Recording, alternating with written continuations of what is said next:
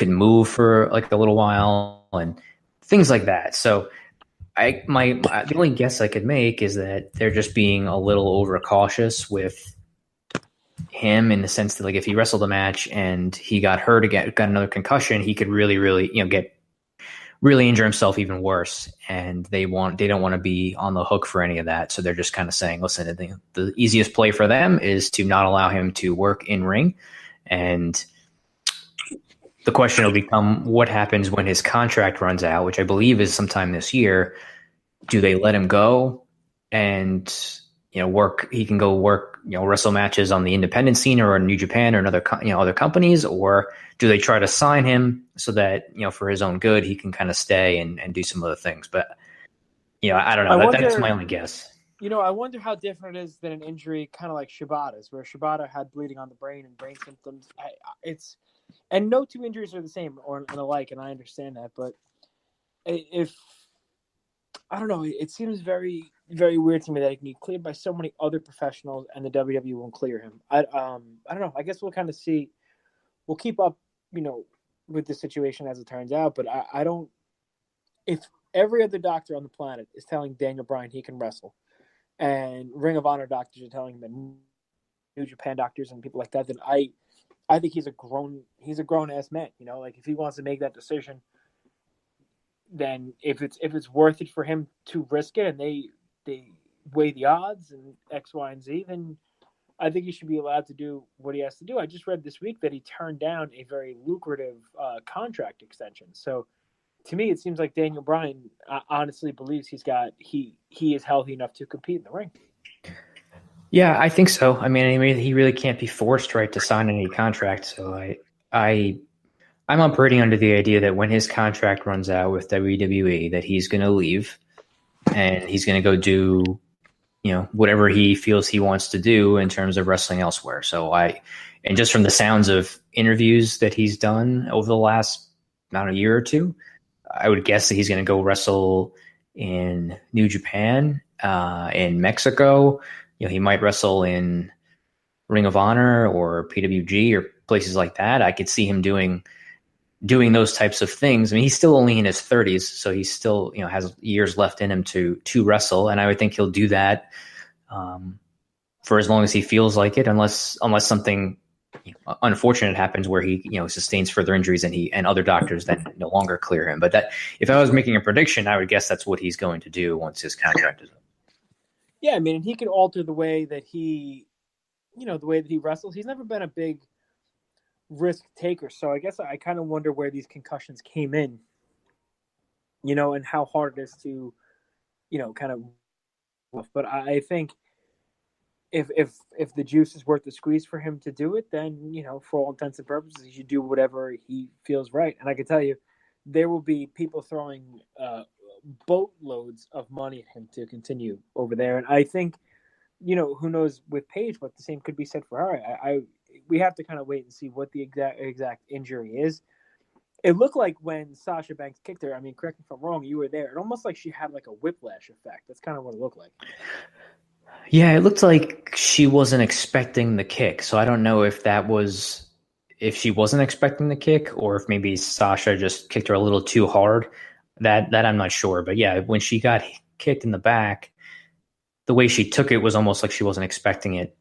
And she did kind of have a little bit of whiplash situation, or like her body kind of bent in such a way where she maybe it was either too forceful or she wasn't expecting it. So that's how it looked to me. And then she just couldn't. I watched a video of it after the fact because the angle I was at, I couldn't see everything, and it looked like she just her arms were a little bit limp. She must have just had like lost feeling in them for a period of time, and the referee called it off right away, which is the right thing to do. So it's unfortunate. I mean, she's only 25 years old. She's been with WWE, I think, since she was 18, and wrestling since I think she was 13. I heard because she's from her mother's a wrestler and she's from that family. And it would hopefully, like you said earlier, that maybe it's just a situation that WWE is just being overcautious and she might be able to wrestle again at some point.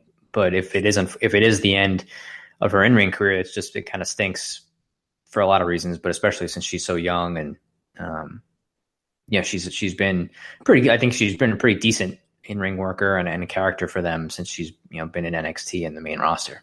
Yeah, I think taking bumps at the age of 13 before your body is fully developed is bound to take its toll on you too. So who knows what the cause of all this was? But we wish Paige the best, and hopefully this isn't the end of her career. Yeah, definitely. So, what would you like to go next? You want to do an NXT recap, and then we'll close it I out have with the oodles. Meltzer ratings. I have oodles of opinions on NXT, so I want to start. I want to go there now. Okay. Now we both got a chance to watch NXT. I know you said you were a little bit in and out. You didn't have the sound on, so there's a couple things I want to talk about in regards to the commentary and not so much the commentary, but I guess the presentation of it.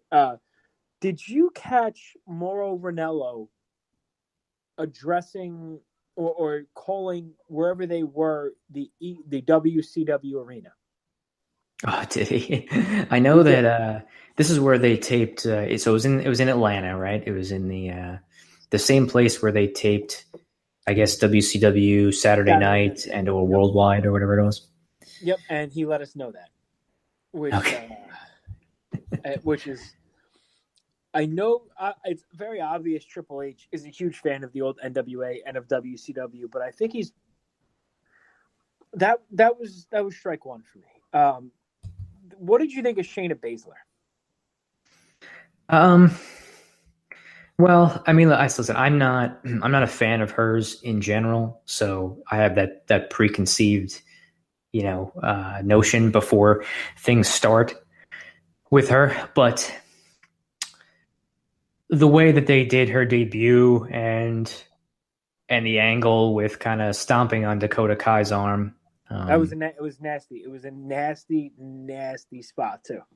Yes. So I think if I'm just looking at it, I get, yes, unbiased in an unbiased way. I thought that she was presented and booked well. As for I'm going to gather that they're making her out to be like a kill, whatever, like a killer in terms of she's got the UFC background, she's got the reputation, she's got the chokehold, like she's a legit badass type women's character. And in that regard, I would say that they probably achieved that in her first appearance on NXT.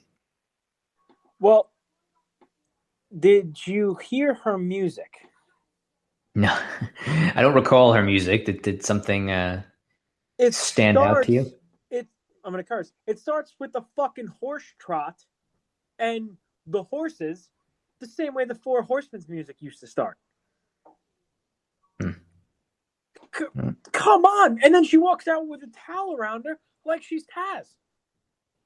Dude, I don't have an issue with them booking her that way because they did book her like a badass, and that was fine for me. But come on with the horse trot. There's one group of guys, 4 of them to be exact, who should have theme music that starts with a horse trot, and that's the 4 Horsemen, not the 4 Horsewomen, not some jabroni who couldn't hack it in the UFC, who couldn't hack it on the Ultimate Fighter reality show, and then had to go get her friend Ronda Rousey to fight her battles, and then talk shit to the girl that Ronda Rousey beat because that girl beat her. That's not the person that should be representing the 4 Horsewomen. You want to be a quote-unquote legit shooter? It's a lot easier to do when people don't see you getting your ass kicked on a weekly reality show and crying about it. And not to mention acting like a douche bully before it. Anybody go back to see, I don't know what season it was. It was when Miesha Tate and Ronda Rousey were coaches on The Ultimate Fighter. Everybody thought Shayna Baszler was the favorite to win because she was been the longest. And she was, with all due respect, she's a pioneer of women's MMA, and that's fine. That doesn't mean you act like a total asshole, which she was. And before she fought, I think it was Juliana Pena. She took the Ace of Spades card in Juliana Pena's, I think it was in her top at the weigh-ins. And then she proceeded to get her ass kicked. And then she got her ass kicked 3 more times in the UFC before they cut her contract. So I think I have more of an issue with Shayna Baszler, the human being, and the way she portrays herself as, cause on the show, she was not she was just a straight up bully, picking on the new girls and stuff like that. And now they're using that mentality, in her WWE persona. And I think it was I think it was Mauro Ranallo who actually said the word bully, which is interesting because I know they're all about the anti-bullying campaign. So I didn't think I'd ever hear them. Oh no, man, I think it was Nigel. Nigel referred to her as a bully, which I thought was kind of teetering the line. Well, you know how Ryback is. You know, Ryback was a bully as well, right? So that's what happens. The bullies. Classic. That's Ryback. right. So yeah, I mean, I don't know. Well, I guess I don't know. I mean, have you read? So help me God if she wrestles Ember Moon at Takeover. I haven't read anything. BK asked me today. The last thing I want to do is watch Shayna Baszler, who has the facial expressions of a 1983 Jim Hellwig in a main card capacity against Ember Moon at Takeover. And so help me God if she wins the title. I was mad enough that she beat Candice LeRae in the Mae Young Classic. And now they're going to do this shit and they're going to push this girl. Maybe we should move on from Shayna Baszler. Did you hear, by the way, you've heard that Candice LeRae was signed to a developmental contract? I did, which is, it's a little sad to hear that the World's Cutest Tag Team will be disbanding. But good for her. I think she has everything it takes to be a huge star. And I think she would do fantastic in NXT. And she could maybe get in there with Shayna Baszler and show her how to throw a proper strike. Did you hear about the match that was planned for the Young Bucks and Cody Rhodes all-in show that now is not able to happen? No, but is it going to make me mad? No, I don't think so. I mean, I think they were apparently Matt Jackson.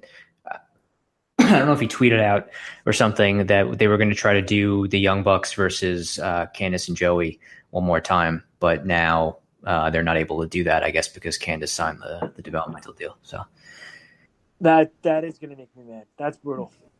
That would have been if anybody has a chance to go watch the first one. I don't even know if it's on YouTube, but it's Candice and Joey versus the Young Bucks in a what do they call that? Not a fight without honor. Guerrilla warfare match. Thank you very much. Yeah.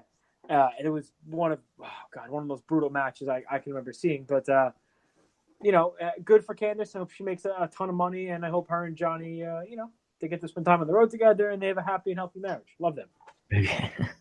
Was there anything else on NXT that stuck out to you that you wanted to comment on? Oh, don't even get me started, pal. Okay. So, you had the opening match. It was a Shayna Baszler squash, which was fine. And the second match was Raul Mendoza versus Chris Hero. I love Chris Hero. There's no two ways about it. But, you know what? I'm not going to say anything. I'm going to skip over this match. It was a good match. That's all I want to say. The main event was supposed to. I'm not even going to go there. The main event was supposed to be Red Dragon versus Sanity for the titles. That didn't happen. Red Dragon attacked Sanity, and it actually wound up being an impromptu match between Red Dragon and Roderick Strong and Aleister Black. I thought it was an awesome match for what it didn't really have a lot of time. It was more like an impromptu angle match than an actual match. But I think, you give these guys, I don't know, a week of build up in 15 minutes, you'll get a great match out of them. The issue I have is I don't know if it was Morrow or if it was Nigel. They're calling their finish total elimination.